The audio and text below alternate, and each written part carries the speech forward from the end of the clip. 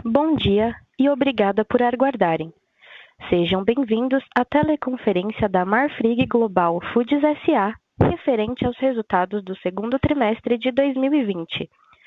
Estão presentes hoje conosco o Sr. Marcos Molina, fundador e presidente do Conselho de Administração da companhia, o Sr. Tim Klein, CEO da Operação da América do Norte, o Sr. Miguel Goulart, CEO da Operação da América do Sul, o Sr. Tang David, vice-presidente financeiro e de Relações com Investidores, e o Sr. Rafael Braz, diretor de Relações com Investidores, e o Sr. Paulo Pianês, diretor de Sustentabilidade. Informamos que este evento está sendo gravado e que todos os participantes estarão apenas ouvindo a teleconferência durante a apresentação da Marfrig. Em seguida, iniciaremos a sessão de perguntas e respostas quando mais instruções serão fornecidas. Caso algum dos senhores necessite de alguma assistência durante a teleconferência, queiram, por favor, solicitar a ajuda de um operador digitando *0. Este evento também está sendo transmitido simultaneamente pela internet via webcast, podendo ser acessado no endereço https://ri.marfrig.com.br/, onde se encontra disponível a respectiva apresentação. A seleção dos slides será controlada pelos senhores. O replay deste evento estará disponível logo após seu encerramento.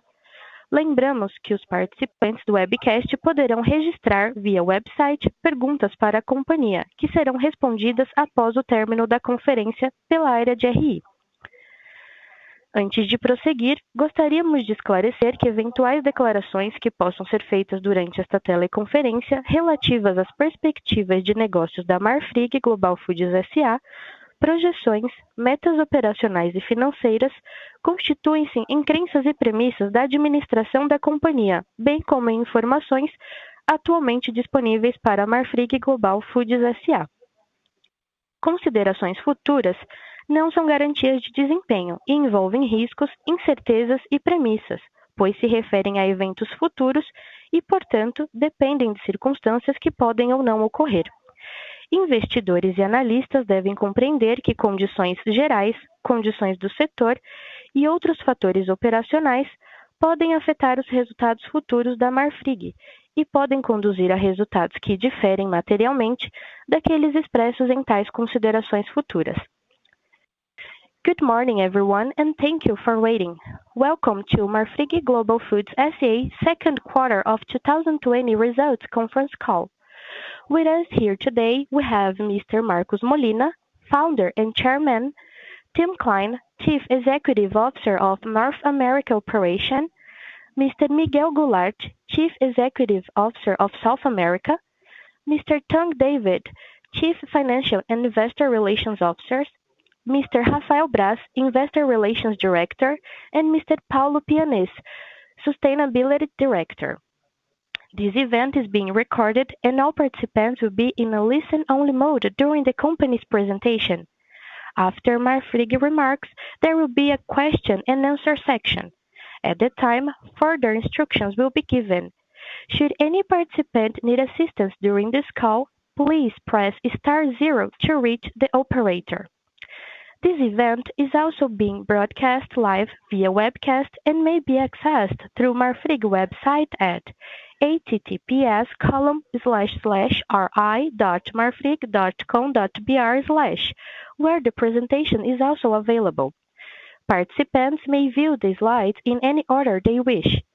The replay will be available shortly after the event is concluded. Those following the presentation via webcast may post their question on our website. They will be answered by the IR team after the conference is finished. Before proceeding, let me mention the forward-looking statements are based on the beliefs and assumptions of Marfrig Global Foods S.A. management and on information currently available to the company. They involve risks and uncertainties because they relate to future events and therefore depend on circumstances that may or may not occur. Investors and analysts should understand that conditions related to macroeconomic conditions, industry, and other factors could also cause results to differ materially from those expressed in such forward-looking statements. Gostaria agora de passar a palavra ao Sr. Marcos Molina, que iniciará a apresentação. Por favor, Sr. Molina, pode prosseguir. Now, I will turn the conference over to Mr. Marcos Molina. Mr. Molina, you may begin your presentation. Bom dia a todos. Muito obrigado por participarem de mais uma teleconferência de resultados da Marfrig. Antes de passar para nossos CEOs, Tim e Miguel, que irão comentar sobre os excelentes resultados que tivemos neste trimestre, eu gostaria de agradecer e parabenizar todo o nosso time de mais de 32 mil colaboradores, que, ao longo deste período, têm se dedicado a manter nossas operações com alta performance e sem interrupções, garantindo, assim, a produção de alimentos tão necessária. Em um momento marcante de nossas histórias, quero também parabenizar, em especial, o time de RH, segurança do trabalho e equipe médica em todos os países em que atuamos. Graças à sua dedicação e comprometimento, nossos colaboradores estão trabalhando em ambientes seguros e saudáveis. Por isso, o meu muito obrigado. Em um trimestre com tantos desafios, fomos capazes de ir além de entregar resultados muito acima do esperado. Nós nos dedicamos às comunidades onde atuamos com inúmeras doações, desde alimentos até equipamentos de proteção e exames médicos. Um conjunto de iniciativas essenciais para atenuar os impactos do Covid para aqueles que mais precisam de ajuda. Também não deixamos de lado nossos clientes. Lançamos o programa Estamos Juntos, por meio do qual foram destinados 50 milhões de reais para o canal de Food Service, nessa retomada das atividades. Ampliamos o crédito e o prazo de pagamento de nossos clientes, ajudando a trazer alívio em suas contas, nesse momento tão desafiador. Em momento algum, deixamos de lado nosso pilar da sustentabilidade. Mais uma vez, fomos pioneiros e lançamos o programa Marfrig Verde Mais. Por meio dele, apresentamos nosso compromisso em solucionar sérios problemas do setor, com prazos e indicadores. Tudo isso com um grau de transparência sem igual no mercado. Assim, fazemos da Marfrig a empresa mais comprometida com o tema. Passo agora a palavra a Tim Klein, CEO da Operação da América do Norte. Thank you, Marcos. Good morning, everyone. Please move to slide number 5. In the second quarter of 2020, National Beef posted net revenue of $2.7 billion, up 19% from a year ago. The coronavirus pandemic significantly impacted our business in the quarter.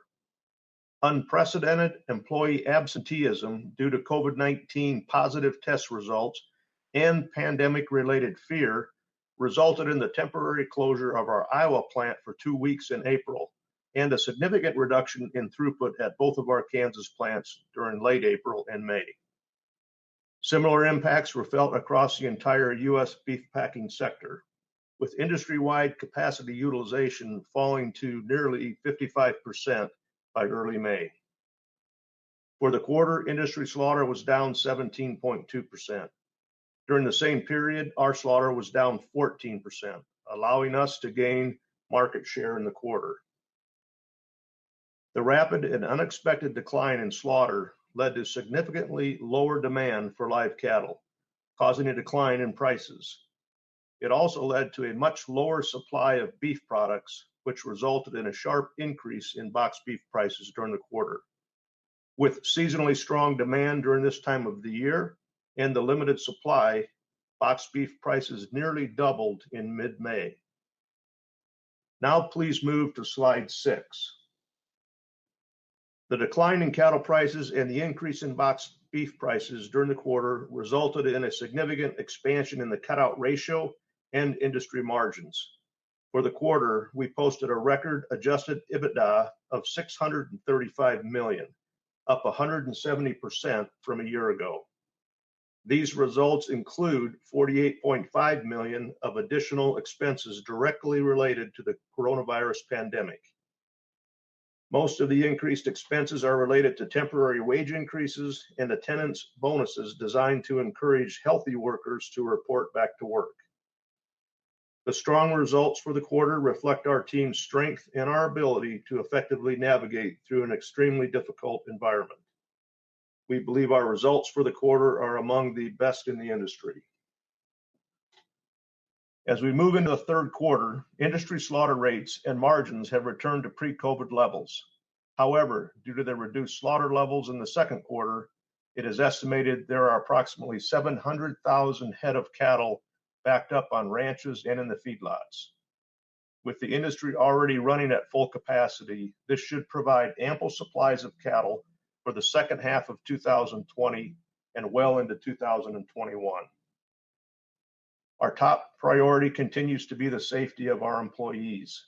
We are diligent in our efforts, not only in providing a workplace environment and the safety equipment needed to protect them from exposure to COVID-19, but also in seeking out best practices across the manufacturing industry. We believe the steps we have taken so far have been effective.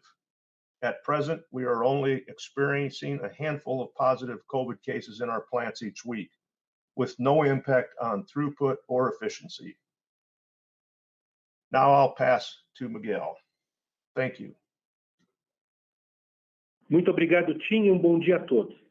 Passamos agora para o slide número 7, onde eu explicarei a excelente performance que a operação da América do Sul teve no segundo trimestre deste ano, resultado de grande empenho da nossa equipe, trabalhando sob rígidos protocolos de segurança e com foco na gestão verdadeiramente operacional.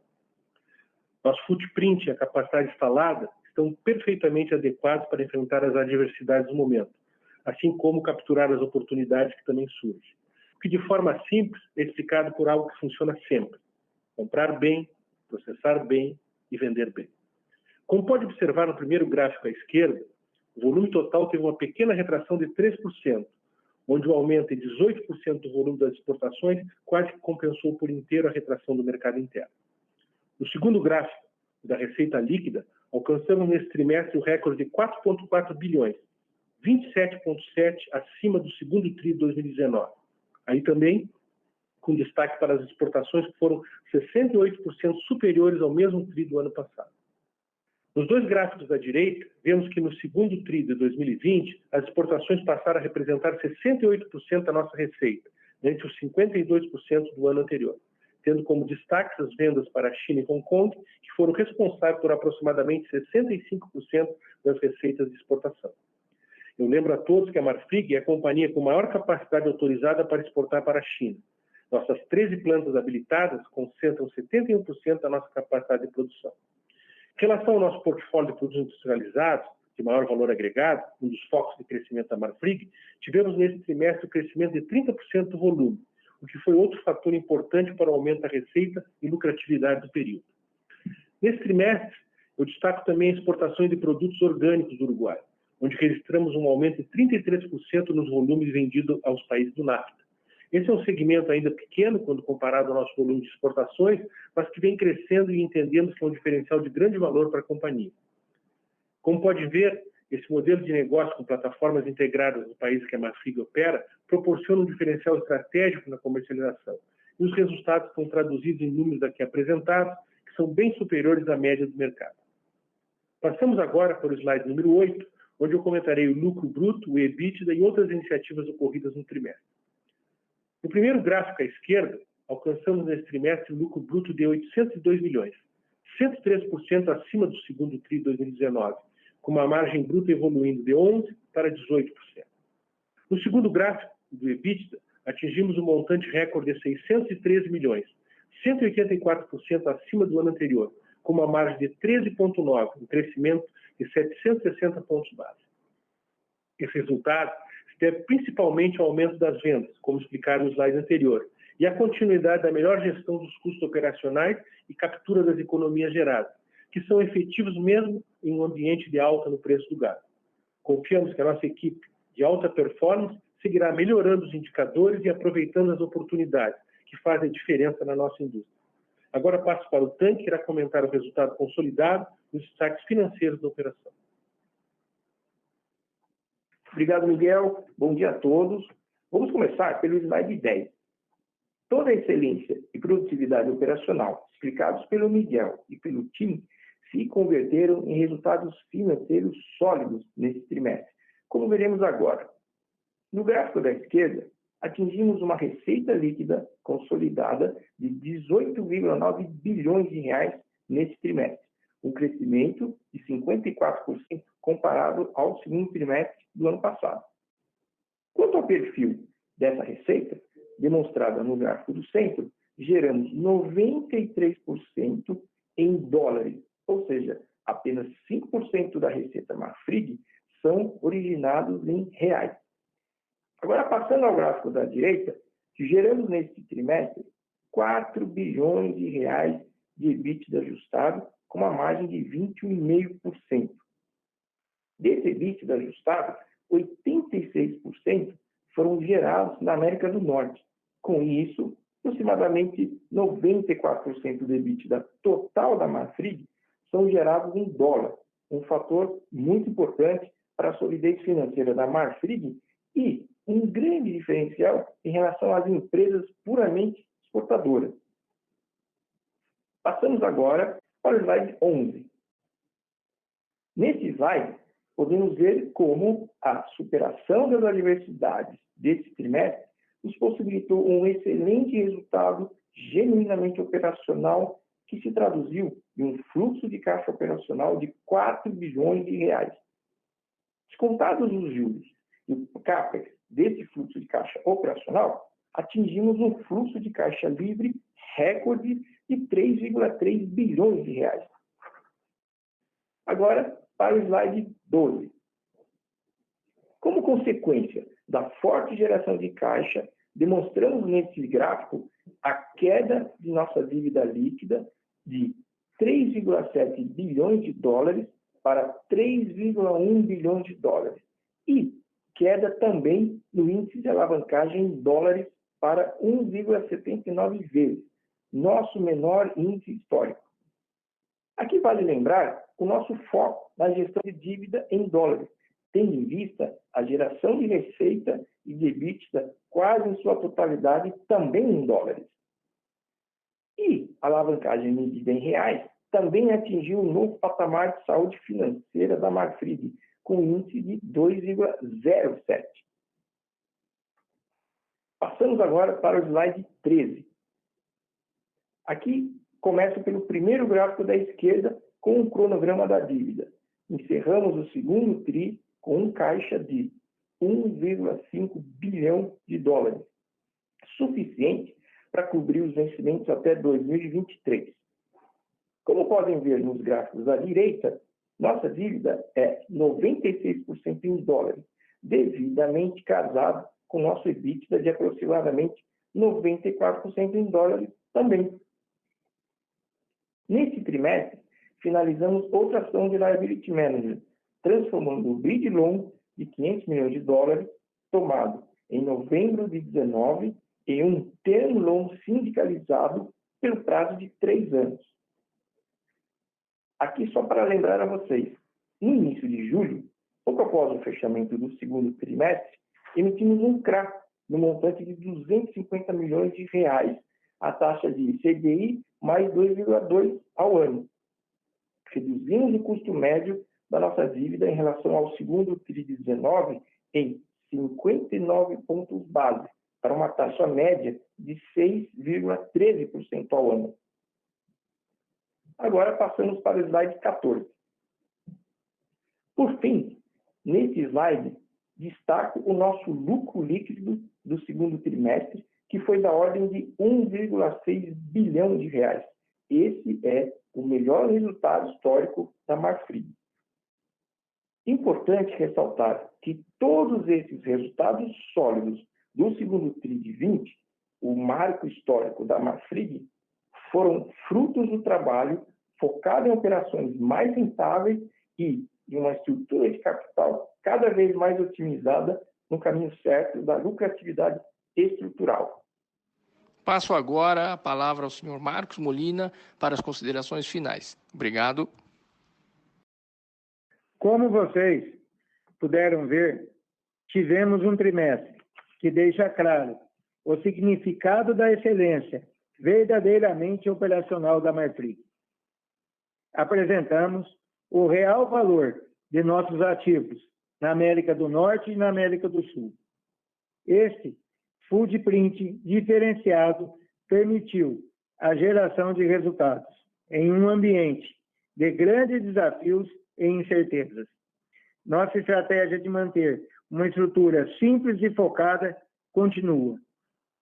E estamos colhendo os resultados a cada trimestre. Estou seguro de que estamos no caminho certo da lucratividade, com o objetivo de pagar dividendos e valorizar os investimentos de nossos acionistas na Marfrig. Nossa estrutura de capital está cada vez mais otimizada. Nossos investimentos seguirão no caminho da melhoria operacional e do aumento de participação de produtos industrializados, com valor agregado. Consolidamos, assim, nossa posição de maior fabricante de hambúrgueres do mundo. Recentemente, completamos essa estratégia com a formação da Plant Plus Foods, sociedade estratégica com ADN. Isso demonstra nossa grande capacidade de inovação. A Marfrig segue mais preparada do que nunca para os desafios dos próximos trimestres e anos. Com um time executivo de primeira e um quadro de colaboradores comprometidos com os pilares estratégicos da companhia: excelência operacional, sustentabilidade, inovação, disciplina financeira e governança. Continuaremos a ajudar a cuidar do planeta e alimentar o mundo. Muito obrigado a todos. Uma pergunta, pressione *1 do seu telefone. Se a qualquer momento sua pergunta for respondida, aperte *2 para se retirar da fila. As perguntas serão respondidas à medida que forem recebidas. Solicitamos a gentileza de tirarem o fone do gancho ao efetuarem a pergunta. Dessa forma, uma ótima qualidade de som será oferecida. Por favor, aguarde enquanto postamos as perguntas. Solicitamos a todos que as perguntas direcionadas ao CEO da Operação América do Norte, Sr. Tim Klein, sejam feitas em inglês. Thank you. The floor is now open for questions. If you have a question, please press *1 on your touch-tone phone at this or any time. If at any point your question is answered, you may remove yourself from the queue by pressing the *2. Questions will be taken in the order they are received. We do ask that when you pose your question, that you pick up your handset to provide optimum sound quality. Please hold while we poll for questions.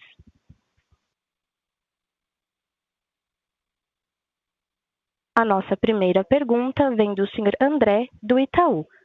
Our next question comes from Mr. André, from Itaú.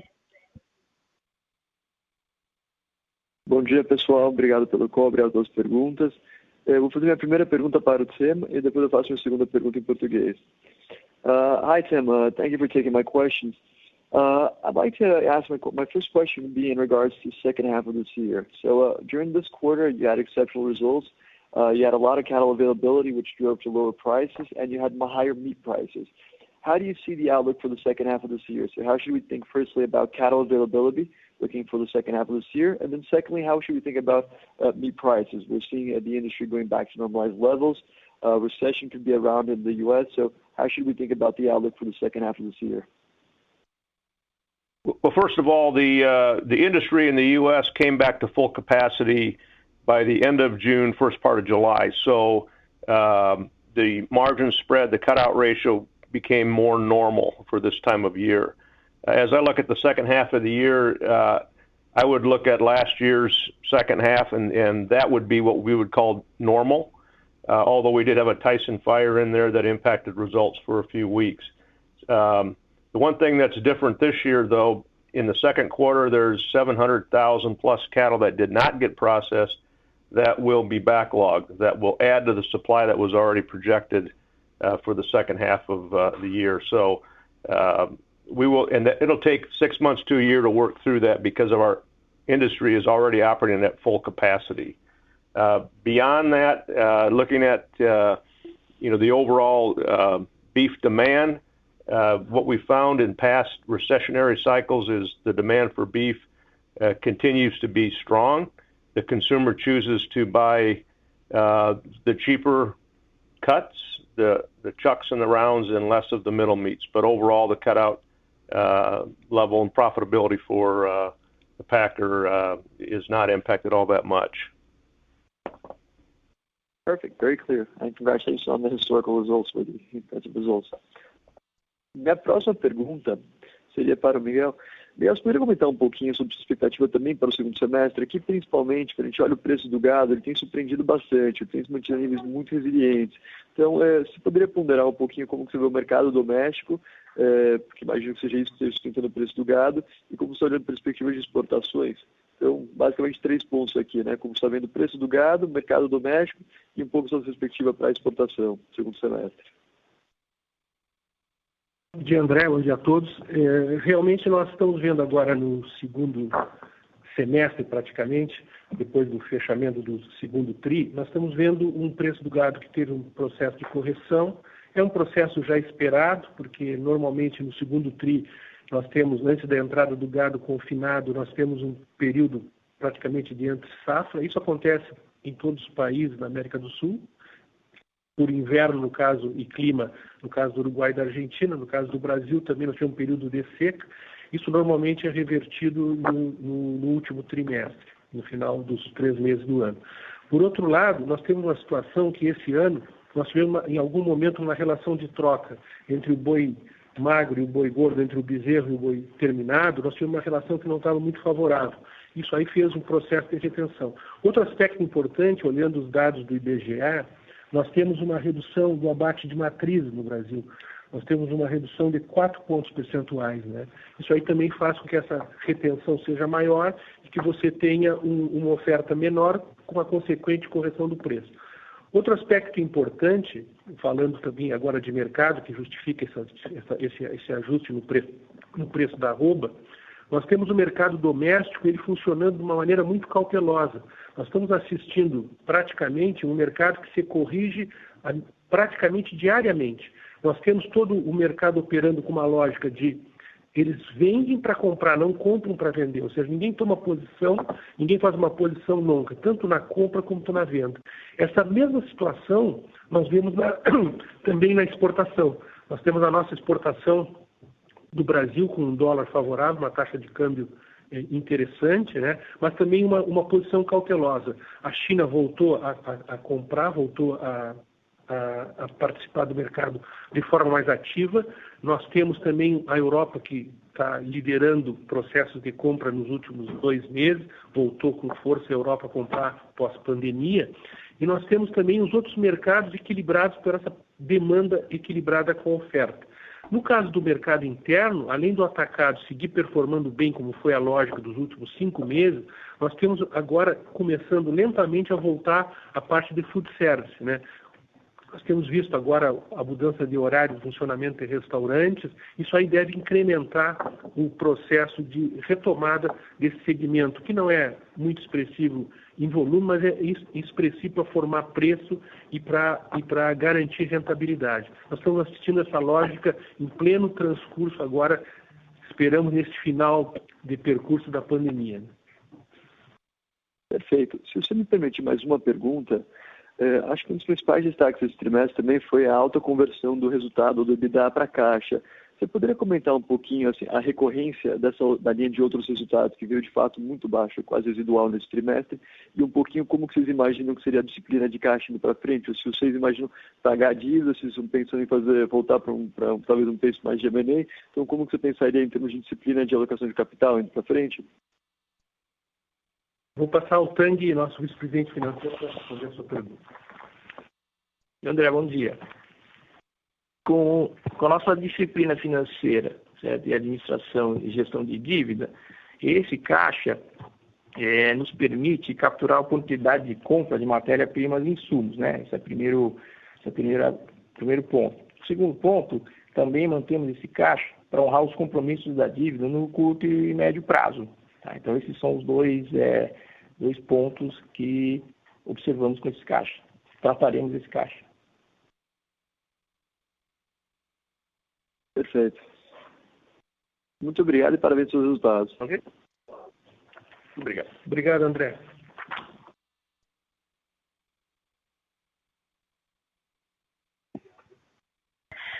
A nossa próxima pergunta vem do Sr. Lucas Ferreira, do JP Morgan. Our next question comes from Mr. Lucas Ferreira, from JP Morgan. Bom dia a todos. Minha primeira pergunta para o Tim. So Tim, my first question to you. So I wanted you to discuss, if possible, how you see the profitability of your cattle suppliers. We discussed this during the peak of the crisis, and we knew that the profitability of the ranchers were quite impacted by COVID. So wondering how sustainable it is right now, if you can comment on this. And then also on more sort of a mid to long-term discussion on the cattle cycle, which point we are.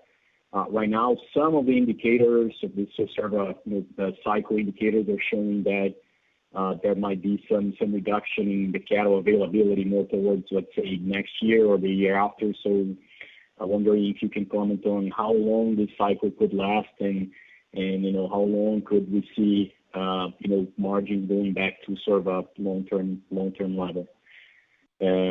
Já faço minha segunda pergunta. Minha segunda pergunta aí em português. Eu sei que o bônus da National Beef ele é acruado, né, todo trimestre, e isso passa pelo resultado, mas se vocês pudessem dar uma atualização para a gente, até que eu não conheço todos os detalhes de como ele é calculado, year to date, quanto é que ele já está, para a gente poder, se a gente puder comparar com o número que a gente tinha no ano passado. Obrigado. Okay, first of all, to answer the first part of that question, the segments of our industry, the first segment is the cow-calf operation, the ranchers. Although calf prices did decline, they are still profitable at the cow-calf level, so there is no incentive for them to liquidate their herd beyond what they normally would. So we don't see any impact because of COVID on the liquidation of the cow herd or sending heifers to the plants. So that remains intact. The segment most impacted by COVID was the feedlot sector, where we saw a decline in cattle prices that they felt the brunt of. As we paid less for cattle, they were hurt there. Those cattle turn over every 150 days or so, and replacement margins right now are much better. And in fact, cattle prices have recovered, fairly significantly from the lows mid May. So overall, we don't see any change to the overall cattle cycle. Everything that we look at still points to peak supplies in 2022. The situation we have right now with these 700,000 plus cattle that need to be processed is going to just continue to roll forward. It'll take us many months to work through that backlog of numbers, and again, that should provide some tailwind for margin structure for the packing industry.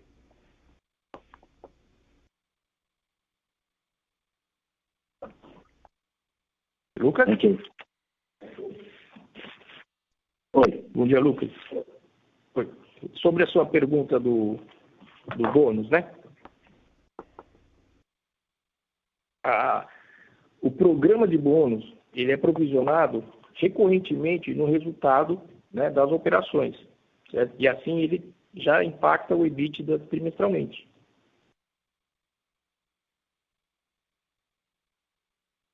I might add to that a lot of cattle feeders hedge their cattle when they put them in the feedlot, and the hedgers did very well during this time period because we had a very favorable basis that provided protection for them. And in fact, they would have netted profitable numbers on the cattle even at the low point in the price.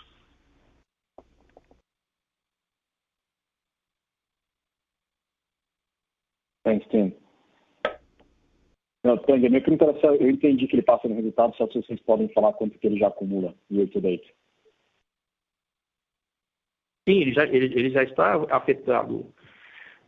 Trimestralmente é provisionado, certo? O programa de compensação dentro do trimestre. É recorrente esse provisionamento.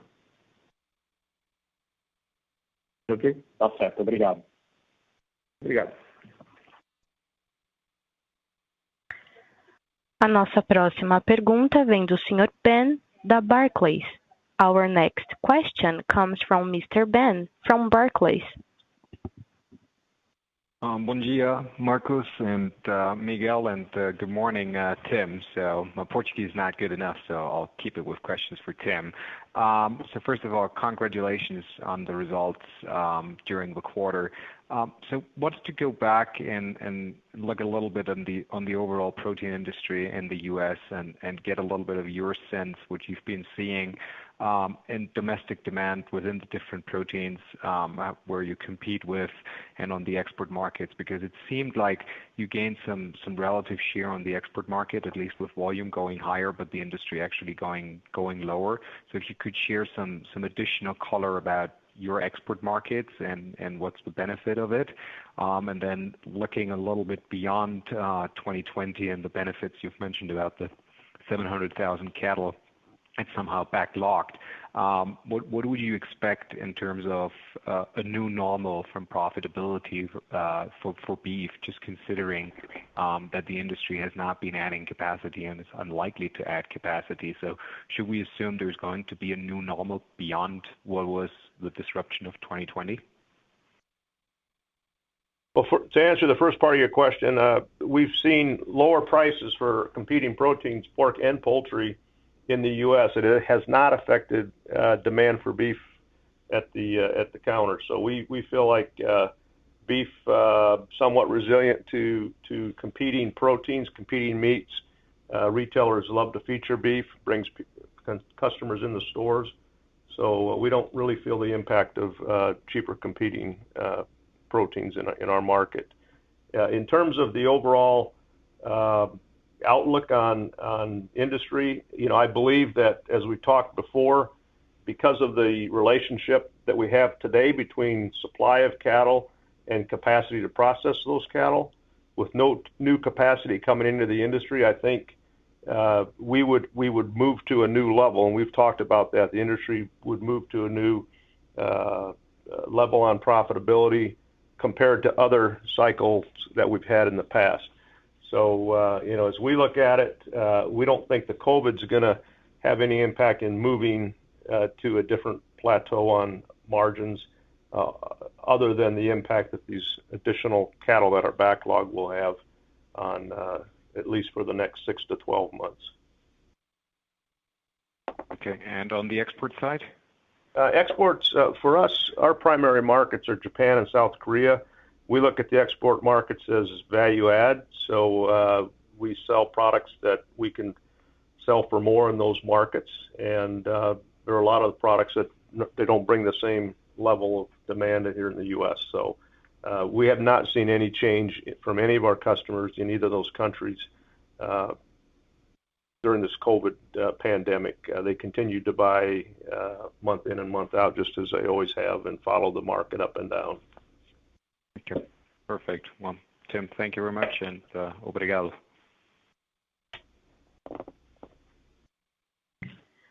A nossa próxima pergunta vem da senhora Isabella, do Bank of America. Our next question comes from Mrs. Isabella from Bank of America. Bom dia a todos, obrigada pelo call. A minha pergunta é primeiro para o Miguel, em relação à questão de processados, né? Chama a atenção o crescimento que vocês tiveram aí no segundo tri, ano contra ano, e se puder também dizer para a gente quanto que processados hoje está representando da receita de América do Sul, como tem sido os drivers, e olhando para a Marfrig como um todo, em termos de estrutura de capital e retomando um pouco da história de uma potencial listagem, né, nos Estados Unidos, e se vocês pudessem dar um update para a gente sobre isso, e também como que vocês estão pensando, Marcos mencionou dividendos ou eventualmente um buyback, o que a gente pode esperar nesse sentido, dada a geração de caixa. Obrigada. Bom dia, Isabela. Referente a processados, isso aí foi uma estratégia da Marfrig de investimento em CAPEX, né? Nós fizemos investimentos no ano 2019 em CAPEX na área de processados.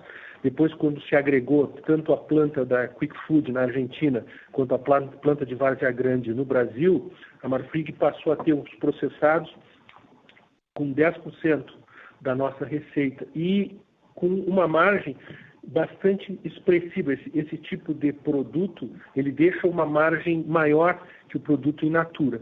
Outro aspecto importante de ter presente é que agora, durante a pandemia, houve um crescimento exponencial da parte de delivery.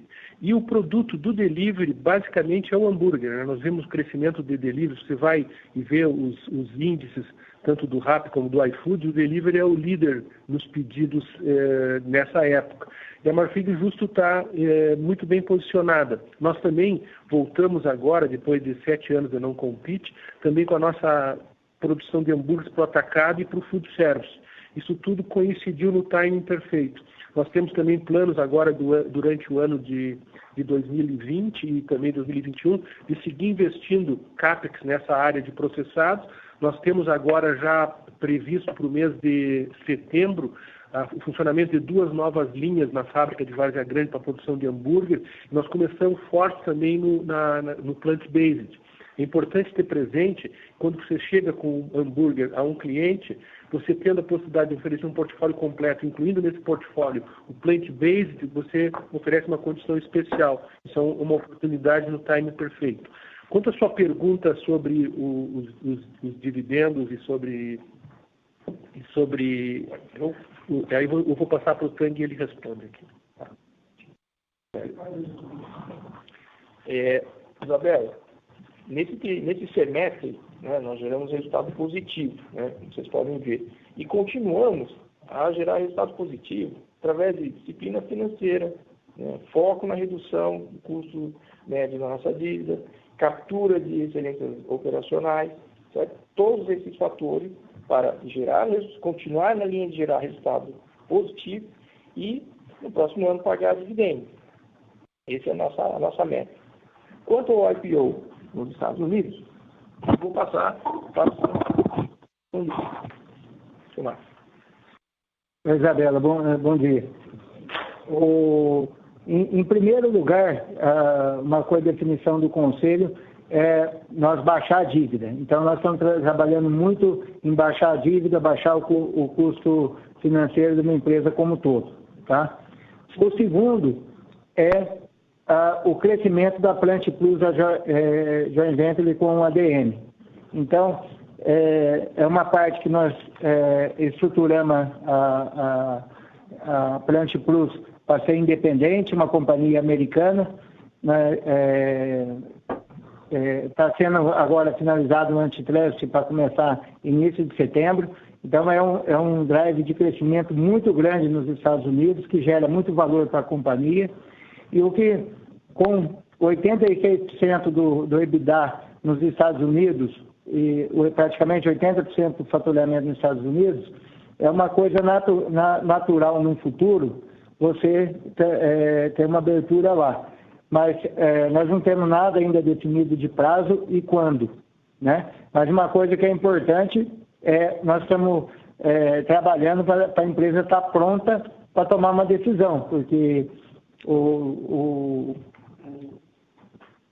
a decisão nossa vai ser, na época que for decidir isso, tem que ver como que está múltiplo no Brasil, como está múltiplo no exterior, custo do dinheiro. Então, tem várias coisas para a gente tomar decisão no futuro junto com o Conselho. Mas nós vamos estar preparados para o que for melhor para a companhia.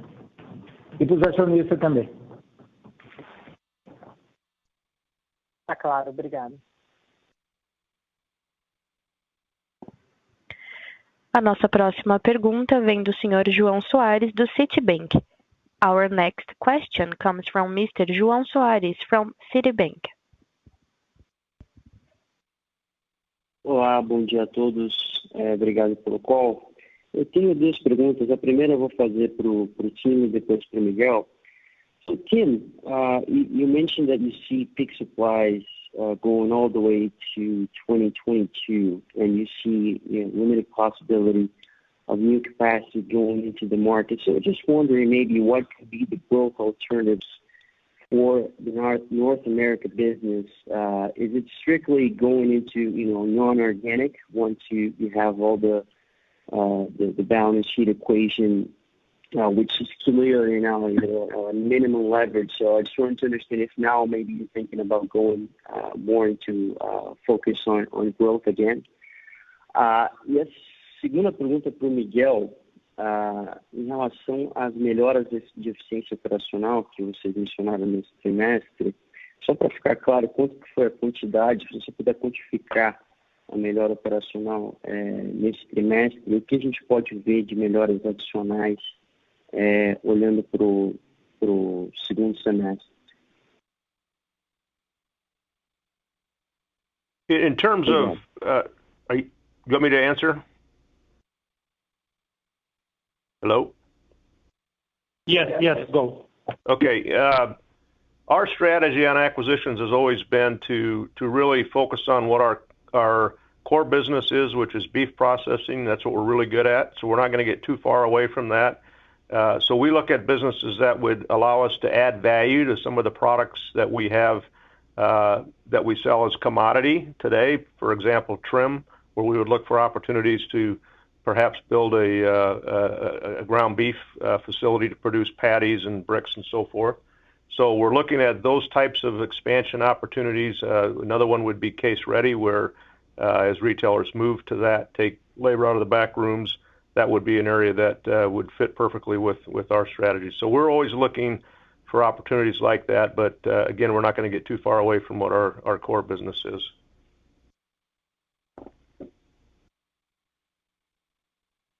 Respondendo à segunda parte da sua pergunta, bom dia. Referente à melhoria operacional, dentro desse EBITDA de 613 milhões, que foi um crescimento de 184%, tri contra tri, nós fizemos um levantamento aqui, nós temos 96 milhões 641 mil, que são de melhorias operacionais.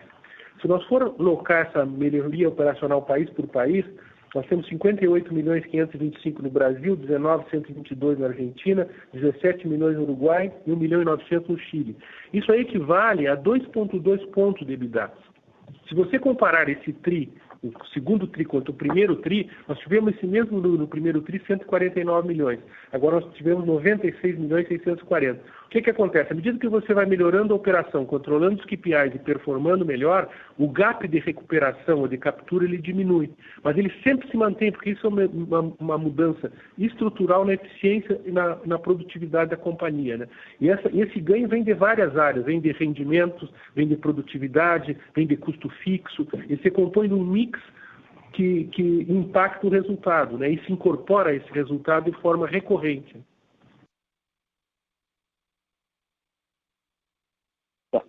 Tá claro, Miguel. Obrigado. E thanks, Tim, for the answer as well. Para os seus resultados.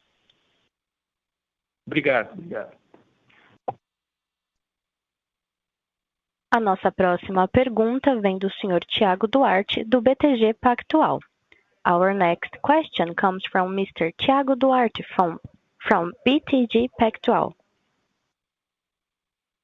Olá, muito bom dia a todos. Eu queria fazer duas perguntas. A primeira sobre a estrutura de capital mais focado na National Beef. Eu lembro que nas nossas últimas conversas, né, vocês estavam discutindo a pretensão, né, como parte até do processo de liability management, a pretensão de alocar mais dívida nos Estados Unidos, né, embaixo da National, e equacionando com a dívida aqui da holding, né, ou da controladora da operação no Brasil, na América do Sul. Quando a gente olha hoje, aparentemente a dívida está indo inteira, né, na operação, na controladora, e aí eu queria entender qual que é a estratégia sobre esse aspecto, né? Ainda sobre a questão da National, só para relembrar, eu lembro que nós já discutimos isso no passado, mas só para relembrar como é que fica a política de dividendo da National Beef, né? Havia aquela política de uma distribuição mínima obrigatória. Quando a gente olha esse ano, pelo fluxo de caixa, vocês pagaram pouco mais de 53 milhões de reais de dividendo na National, contra quase 600 no mesmo período do ano passado. Então, só para relembrar como é que fica a distribuição de dividendo da National Beef. E a segunda pergunta, na verdade, é um follow-up de uma pergunta anterior sobre a estrutura de capital aí na Marfrig como um todo, né? Eu queria só vocês puderem qualificar para a gente, quando a gente olha esse endividamento em dólar, né, hoje abaixo já de 2 vezes, só para entender, o Marcos mencionou a ideia de continuar pagando dívida, mas só para entender qual o patamar que vocês entendem ser o patamar adequado de endividamento líquido sobre EBITDA que a gente deveria pensar na Marfrig estruturalmente. Muito obrigado. Thiago, bom dia. Aqui é o Tang. Sobre a sua primeira pergunta da estrutura de capital, o que nós falamos é que os bonds emitidos, nós iríamos capturar os melhores preços aqui, juntamente com o National, não que nós íamos fazer incluí-la na estrutura de capital, no liability management, certo? Nós íamos capturar oportunidades com acesso ao mercado americano. Como a geração de caixa agora nesse foi forte, certo? Nós temos o conforto de capturar a melhor oportunidade possível, tá? Então não temos pressa, estamos olhando o mercado, tá? Juntamente com o pessoal lá dos Estados Unidos, que está sentado num ambiente de juros extremamente baixo, né? Então isso nos favorece no nosso liability management, ok? Quanto ao nível de endividamento, certo? Nós trabalhamos, nossa meta aqui é diminuir a alavancagem para baixo de 2. Tá? Esse é o nossa tarefa aqui do dia a dia. Quanto à política de dividendos da National Beef, eu vou passar para o senhor Marcos responder. Ok? Obrigado. Bom dia, Thiago. Então, a política da National continua a mesma que foi desde da aquisição nossa, que já tinha a política da Jefferies que está mantendo, não mudamos nada e não vamos mudar nada. A questão só para completar, de dívida, o que a gente está fazendo no Conselho sempre foi alocar mais dívida lá para a National. Só que a National tem gerado tanto caixa que não tem dado tempo para fazer isso, né? Nós alocamos a dívida e o bonde na NBM, que é dona da National, que isso aí, em termos fiscais, o juro que você paga compensa com o resultado de lá para compensar, né? Então, é uma estratégia que a gente tem. Então, a gente vai trabalhar no futuro para alavancar lá mais NBM, tirar a coisa, fazer todo esse serviço de diminuição de dívida e baixar o custo financeiro drasticamente da Marfrig, que é a meta nossa aí, que sempre, você pegar aí o preço médio hoje, sobre a dívida bruta, vai dar uma dívida aí de 1,6 bi. Nós estamos pondo meta para o pessoal aí, para 21, vir abaixo, até na faixa de 1 bi abaixo. E pagar a dívida, Thiago. Está respondida a tua pergunta? Está super respondido. Muito obrigado. Obrigado a você. A nossa próxima pergunta vem do Sr. Vitor, da Credit Suisse. Our next question comes from Mr. Vitor, from Credit Suisse. Bom dia a todos, pessoal. Parabéns pelos resultados. Deixa eu fazer uma primeira pergunta.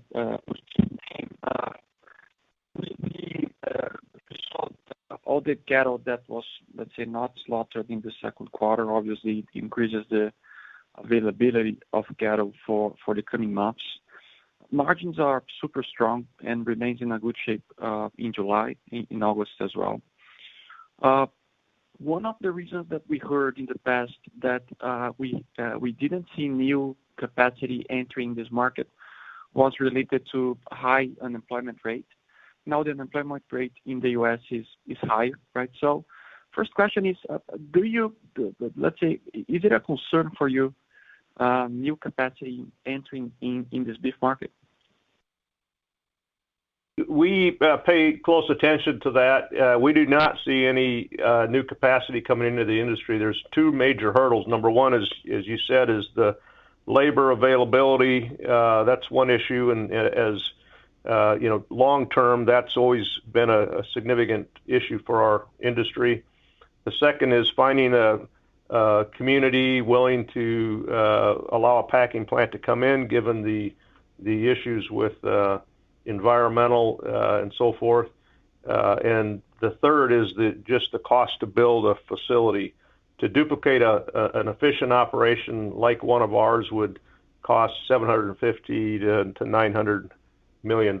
So and the timing would be, at this point, if you started today, it'd probably be 3 or 4 years before you're processing cattle, and you're going to be in the other side of the cycle at that point. So we just don't see that as a risk. Thank you, Tim.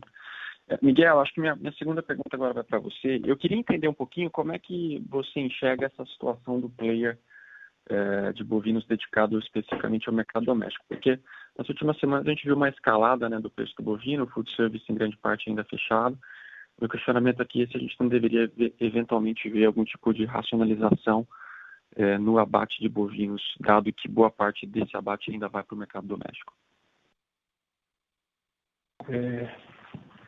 Bom, o que nós estamos vendo nesse momento, bom dia, nós estamos vendo que a oferta e a demanda estão perfeitamente ajustadas. Do que eu me lembro, é um dos períodos onde esse ajuste está mais sintonizado. Nós estamos vendo um mercado interno que ele está demandando de acordo à oferta que ele recebe, e nós estamos vendo o mercado externo fazendo esse enxugamento da oferta doméstica. Isso funciona equilibrando a balança. A incógnita fica, voltando a economia a girar mais forte, o food service voltando a participar do segmento, que impacto isso vai ter? Nesse momento, o que nós estamos vendo é um perfeito ajuste entre demanda e oferta. E uma coisa importante é que também nesse período, né, nós estamos vendo um cuidado quase que alinhado entre quem vende e quem compra. Quem compra, compra justo durante a semana, né? Quem vende, vende também para a semana. Uma coisa que nós temos conversado muito aqui no passado, era comum você ter uma tabela de mercado interno por semana, você ajustar ou reajustar a sua tabela. Hoje, praticamente, você tem 3, 4 tabelas por semana, você faz um ajuste fino. Ou seja, você praticamente está corrigindo o preço do boi com o preço da carne. Isso aí serve não só para uma empresa exportadora, mas também serve para o mercado em geral, né? O que nós estamos vendo também é os outros frigoríficos que passaram a exportar nesse ano 2020, ou no último trimestre de 2019, eles também começaram a fazer uma lógica de venda no mercado externo. Nós vimos, no primeiro momento, um ímpeto muito grande de exportação, e depois desse ajuste, onde a exportação e o mercado interno passaram a conviver tanto em volume como em demanda. E isso se encontra perfeitamente ajustado. Perfeito, Miguel. Obrigado e parabéns pelos resultados novamente. Muito obrigado. A nossa próxima pergunta vem da senhora Luciana, do Banco do Brasil. Our next question comes from Mrs. Luciana, from Banco do Brasil. Bom dia a todos, parabéns pelos resultados, obrigada pela oportunidade. A minha pergunta é mais voltada para o mercado internacional, né, focado aqui na América do Sul. Se vocês conseguirem dar um pouco mais de detalhes sobre essa melhora em mix de países que vocês mencionaram, né, no release, só para entender como é que vocês estão capturando, né, esses ganhos em preços no mercado internacional. Então tem China avançando bastante, vocês mencionaram também agora no call a questão da Europa também voltando forte, também tem o Uruguai aí, né, que vocês colocaram que avançou, né, em exportação para NAFTA. Então se vocês puderem, né, dar um pouquinho mais de detalhe, como é que está esse avanço também na integração das Américas, né, exportações para os Estados Unidos, logística internacional, enfim, agradeço. Bom dia, Luciano, obrigado pela sua pergunta. Vou começar pela integração. Nós temos um processo de integração com um projeto de capturas entre a National Beef e a Marfrig da América do Sul. Isso segue avançando. Nós, por exemplo, comercialmente temos iniciativas comuns. Uma das iniciativas comuns, por exemplo, toda a exportação de carne do Uruguai ao Japão, ela é feita através da National Beef, né? Nós começamos também com esse processo de plataformas a produzir carne com marca Bassi na Argentina, estamos trazendo para cá. Nós começamos também um processo agora com a Plant Plus, nós estamos exportando produtos de origem vegetal, basicamente hambúrguer, almôndega e quibe, nós estamos exportando para a Europa, estamos exportando para o Oriente, vamos começar a exportar para os Estados Unidos com o apoio da National Beef. Referente ao mercado internacional, o que nós temos visto é uma lógica que passou a ter vigência desde a entrada da China no mercado. Quando a China entrou, ela mudou os patamares de preço e ela empurrou todos os outros mercados que tinham preços marginais ou menos interessantes para uma lógica de preço chinesa, ou seja, uma lógica de preço mais elevada. Um exemplo claro disso é o mercado do Egito. O mercado do Egito é um mercado que era importante para o Brasil e ele tinha preços muito baixos. Hoje o mercado do Egito ele diminuiu de tamanho e volume em relação ao mix de produtos e de volume que ele importa, mas ele melhorou seus preços, ajustou seus preços. Outra coisa importante também, que deve ser citada, é que nós tivemos a entrada esse ano da exportação de carne para os Estados Unidos. Isso é um processo que vem crescendo mês a mês, né? Nós temos visto o Brasil começar a exportar para os Estados Unidos, empresas que têm habilitação, como é o caso da nossa, nós estamos exportando aos Estados Unidos. Isso funciona muito bem do ponto de vista complementar. Nós, no caso, estamos usando a plataforma da National Beef nos Estados Unidos para fazer essa exportação. E isso funciona de maneira muito eficiente. Até porque a carne brasileira tem uma característica, por ser uma carne de menor teor de gordura, ela funciona perfeitamente como um mix, como um blend de produto misturado à carne americana para a produção de hambúrguer e outros produtos. Então nós temos também um bom crescimento nesse mercado. A Europa já era tradicional, a Europa tem tradição de comprar cortes novos, que nós chamamos de ramp and loin, filé contra filé alcatra. Isso aí com o fechamento da economia pela pandemia, fechamento de bares e restaurantes, isso ficou praticamente paralisado durante os meses de março, abril e maio, voltou a funcionar no mês de maio, agora evidentemente com um ritmo menor, mas que foi recuperado em parte porque também não tinha estoque na Europa. A Europa estava basicamente vazia de estoque, houve uma recuperação de compras e de exportações, isso aí está acontecendo e está se mantendo. Nós vemos agora, mês a mês, isso aí entrar num regime de normalidade, né? Quanto à exportação de produtos de valor agregado, isso é uma coisa muito importante também no caso da Marfrig, né? O produto enlatado e produto processado tinha toda uma tradição de determinados mercados, como por exemplo a Inglaterra, e nós estamos vendo isso aqui acontecer em outros mercados, inclusive no próprio mercado doméstico. Ou seja, a gente está conseguindo colocar nosso portfólio de produtos de valor agregado em todos os mercados, né? A gente vê que existe um novo normal, a celebração familiar, as pessoas consumindo em casa, né? Isso aí, seguramente, à medida que a normalidade ocorra, vai se somar ao segmento de restaurantes, bares de comida fora. Então a gente está vendo esse cenário acontecer e a tendência é que esse processo seja um processo que veio para ficar. Ótimo, Miguel, obrigada. Obrigado a você. Com licença. Encerramos neste momento a sessão de perguntas e respostas e informamos que a teleconferência da Marfrig Global Foods S.A. está encerrada. Agradecemos a participação de todos e tenham um bom dia. Excuse me. This concludes today's question and answer section, and thus concludes Marfrig Global Foods SA conference call for today. Thank you very much for your participation and have a nice day.